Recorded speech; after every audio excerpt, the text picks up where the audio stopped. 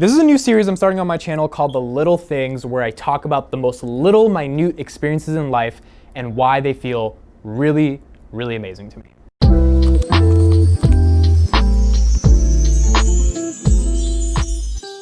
So I've wanted to do this for a while now because throughout the summer I was thinking about this concept of how I wanted to talk about small things that happen in your life, like really experiences that aren't like skydiving or something, but just very small individual experiences, because I really analyze little things that happen in my life. And when I analyze them, they create these intrinsic moments of joy that I can't even fully explain, but they make me feel happy to be alive in that moment. Like these, and they're really tiny things that hopefully you guys can relate to, and I'm gonna try to do my best to explain what I feel like in those moments and why they are so special to me. This is episode 1. This experience is about seeing a little kid in a barbershop. Now, let me explain around the context about this experience. So I usually get my hair cut through a barber that I've been going through for the past 2 years, right? Really, really awesome guy, really nice guy, just super friendly with me, really since high school, and now I'm out of college, so it's been about 4 or 5 years now. I've known him for a while. He has a barbershop, he owns a barbershop near this place where there's like an ice cream shop and a grocery store and all this stuff, so it's a very like community-oriented vibe. So already, the context of going into a barbershop where it feels like a community is a really interesting feeling, because this is a very individual feeling that I feel, but the community orientation in this experience makes the individual experience I have feel really good. Now, today I went to get a haircut. I went to get my beard trim. I went to get my hair lined up and all that. So today I went to get my haircut, and before I walked in, my barber, the guy who usually cuts my hair, he was like, I have to go get my son real quick. And I was like, oh, no problem. And he was like, it's just gonna take me 5 minutes. And I was like, no, take your time, you got it. So I sat outside on the bench. It was really nice weather. I was on my phone, and he went to go pick up his son. He picks up his son, he comes back, and then I go to get my haircut. Now I see his son is, so I ask how old is he? And he says his son is 6 years old. And immediately I'm looking at this kid like, wow, like, I used to be 6 years old. But the kicker about this experience was that his dad owns that barbershop, and his dad is doing work. And he had to go pick up his son from school to go bring his son to work and to sit there while he continues to do work. And this was basically the majority of my childhood. I did a talk about this on my first speaking album called The Silent Speeches Project, and it was called The Corner Store That Turned Me Into a Storyteller. And the whole concept around that was that when I was younger, my dad would bring me into the corner store that he worked at, and I would be there, and I didn't have an iPhone or anything to watch anything on during that young age. So I'd walk up and down the aisles of Budweiser and Chardonnay and think about stories to entertain myself. So when I'm seeing this kid at the barbershop, it was such a familiar sort of experience because it reminded me of exactly the position that I was in 14 years ago. My dad was in a hurry, he was in a rush, he had to go, he had to pick me up, he had to close down his business, and then I would be in that store while he's working and trying to entertain myself, just like this kid was trying to entertain himself, because that was the dilemma that he had at that point. Another unique thing about this experience was at the barbershop, the kid's dad was helping the kid interact with some of the customers at the shop. And one of the customers was playing around with him and gave him a bag of Doritos, right? Just as like a little fun gift.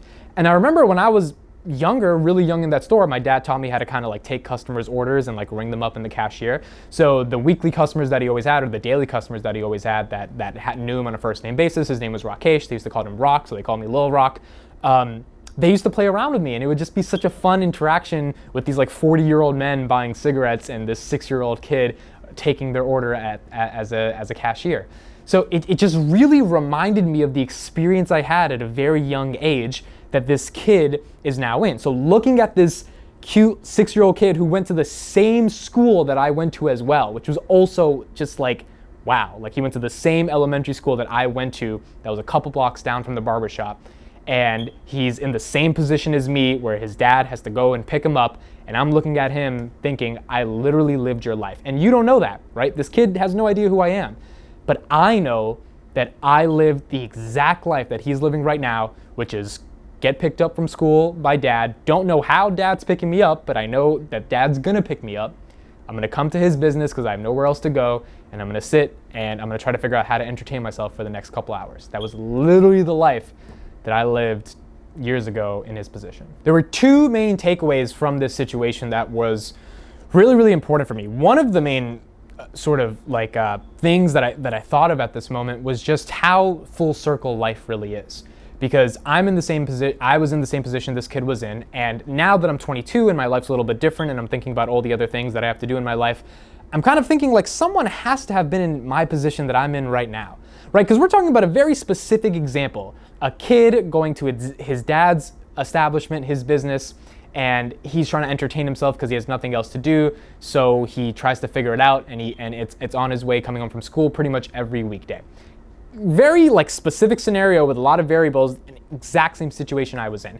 Me at 22, with all the variables and situations that are going on in my life, as unique and original as I think they are to me, someone else throughout the history of time has probably been in the same situation, thinking the exact same things, trying to be on the exact same path, even if there were different variances, the overall idea, they've probably been in the same position because life goes full circle. And because there's billions of people that have lived, probability-wise, you've probably encountered the same exact experiences as one of those other billions of people. Second thing I took away from this was remembering my dad and what he had to do in order to take care of me. And this was really important to me because this is the barber that I always go to, right? So as soon as he saw me come in the door, he was like pleading with me to give him a couple minutes to go get his kid. And I was like, no, take your time. Like, it doesn't matter. I'm fine waiting.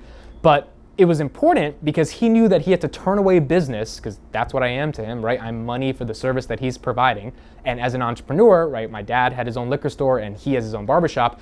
You don't have a salary. Like the customer who's buying the cigarettes or the customer who's asking for a haircut is your source of income. So he was like pleading with me to wait, and I was saying like it's totally fine. But I kind of remembered in that instance that the reason he's pleading with me is because he knows that I'm business for him, but he also has an obligation to take care of his kid. So he's trying to get the best of both worlds. How do I take care of my kid in a quick manner so that I can also not lose this business? And that's the exact situation my dad was in. He would be pleading with customers to close down the store really quickly so they didn't go anywhere else. He would drive super fast, come pick me up, sometimes come pick up the neighbor's kids, which I knew was always hard for him but we carpooled, but I knew he had so many different things on his plate, but he did what he had to do. I got picked up from school somehow, and I would be at the liquor store 5 minutes later, and now figuring out how to entertain myself while he went back to work. And it just reminded me that our parents give up so much to take care of our kids, right? Because they care about their kids, but especially parents who are entrepreneurs, they have to care about their business because you need money to take care of your kids.